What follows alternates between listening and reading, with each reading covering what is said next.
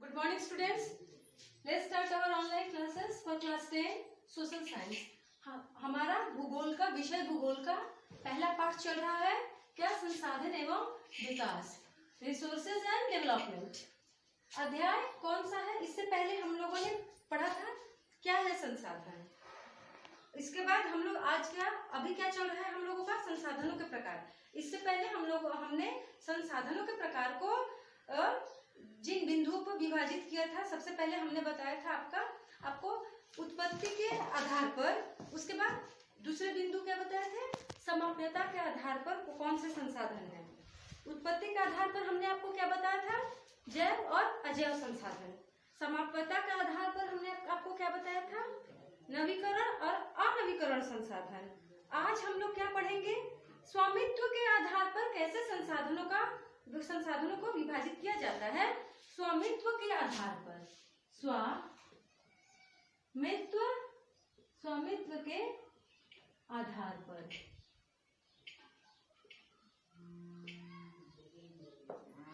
संसाधन। तो स्वामित्व के आधार पर क्या है, व्यक्तिगत संसाधन होता है। व्यक्तिगत संसाधन किसको बोलते हैं? संसाधन निजी व्यक्तियों के स्वामित्व में जो आते हैं, जो संसाधन निजी व्यक्तियों के स्वामित्व में आते हैं, जिन पर अधिकार निजी व्यक्तियों का व्यक्तिगत रूप से होता है, उनको क्या बोला जाता है, व्यक्तिगत संसाधन बोला जाता है।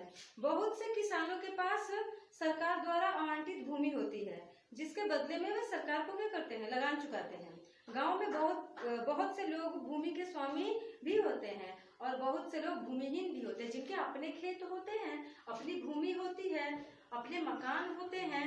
वो क्या होते हैं, उनका उस संसाधन को क्या बोला जाएगा, व्यक्तिगत संसाधन उसको कहा जाएगा, क्योंकि वो व्यक्ति जो होता है उसका क्या होता है, उसका स्वामी होता है।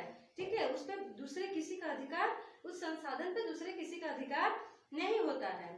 और शहरों में लोग भूखंड, घरों, अन्य जायदाद को मालिक होते हैं। बाग, चारागाह, तालाब और कुओं का जल आदि संसाधनों के निजी स्वामित्व के कुछ उदाहरण है। अपने परिवार के संसाधनों का एक सूची तैयार कीजिए। ना व्यक्तिगत संसाधन क्या है, जिस पर व्यक्ति विशेष का अधिकार हो।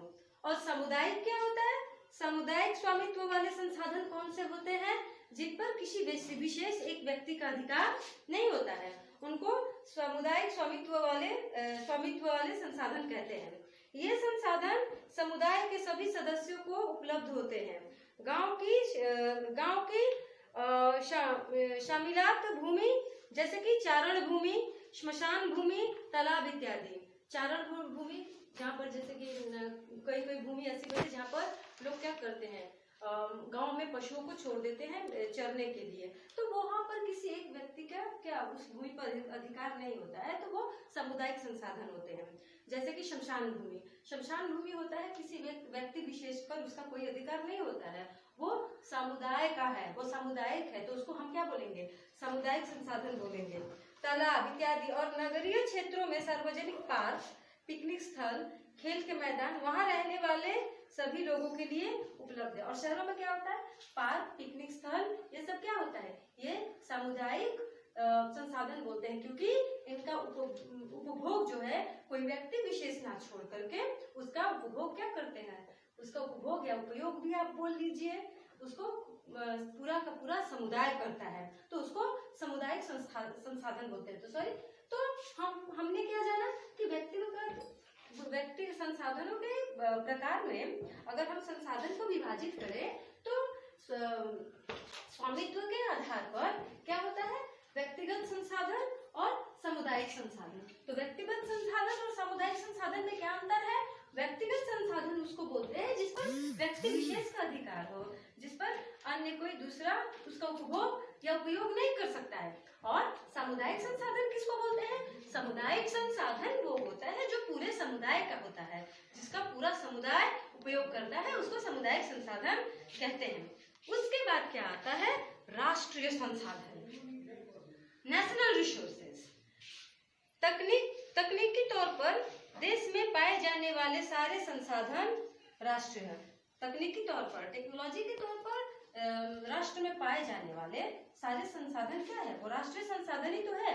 देश की सरकार की कानूनी अधिकार है, वह व्यक्तिगत संसाधनों को भी आम जनता के हित में अधिग्रहित कर सकती है। आपने देखा होगा कि सड़कें, नहरें, जो संसाधन, आप सोचिए थोड़ा, राष्ट्रीय संसाधन, हमने आपको बताया राष्ट्रीय संसाधन। तो राष्ट्रीय संसाधन किसको बोलते हैं? जिसमें सरकार एक नियम, एक कानून और नियम के तहत जिस संसाधन को पूरे राष्ट्र में लागू करता है उसको राष्ट्रीय संसाधन कहते हैं। जैसे कि आपने देखा होगा कि सड़कें, नहरें, रेल लाइनें व्यक्तिगत स्वामित्व वाले खेतों में बनी हुई है। हाँ, सरकार क्या कर सकती है? व्यक्तिगत संसाधनों को भी क्या करती है? अपने कब्जे में लेकर के क्या करती है?